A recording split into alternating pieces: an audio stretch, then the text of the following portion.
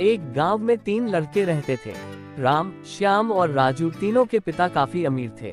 तीनों का बचपन बहुत अच्छे तरह से गुजरा था। उनके माता पिता कभी भी उनकी कोई भी मांग को अनदेखा नहीं करते थे।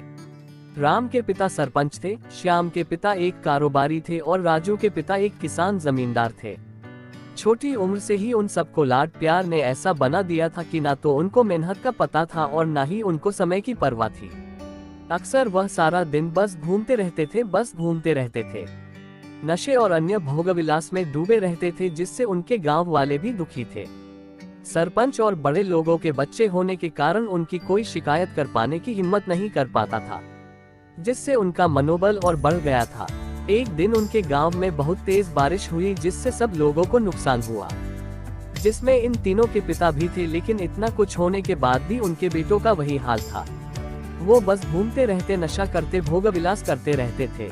माँ बाप काफी चिंतित रहा करते थे। ये तीनों भले ही कितने गंदे थे, लेकिन इन तीनों के अंदर एक खास बात थी, जिसकी पहचान किसी को नहीं थी और उनको खुद को भी पता नहीं था।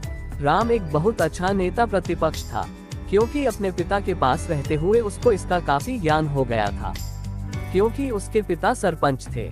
श्याम भी इस तरह से बिजनेस की समझ रखता था, क्योंकि उसके पिता एक कारोबारी थे। और राजू खेती का काम जानता था, क्योंकि उसके पिता जमींदार थे। पर अपने गलत कामों की वजह से उन सब ने अपने इन टैलेंट पर ध्यान ही नहीं दिया, जो कि उनकी सबसे बड़ी कमजोरी थी।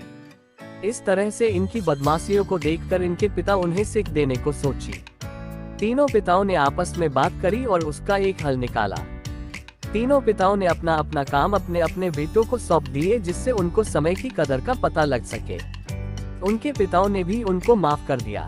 इस तरह से दोस्तों, उन तीनों को समय की कीमत का अंदाजा हुआ कि पहले वो कितना समय बर्बाद कर रहे थे। लेकिन जब से उनको समय की कीमत का अंदाजा हुआ, तब से उन्होंने समय को बर्बाद नहीं किया और काम करके पैसा कमाया, नाम कमाया और ये सीखा ईमानदारी से जिंदगी कैसे जीते हैं। दोस्तों, कुल मिलाकर कहने का मतलब यही है कि आप सभी समय को बर्बाद ना करें। अगर ये समय आपके हाथ से निकल गया तो कुछ नहीं कर सकते हैं। और हाँ, समय के पास इतना समय नहीं है कि वो आपको दोबारा समय दे। समय बर्बाद करने का हजारों तरीका है, लेकिन आप ऐसा कोई तरीका चुनिए जो आपकी जिंदगी बदल दे, इस समाज की जिंदगी बदल दे, इस देश का भविष्य बदल दे।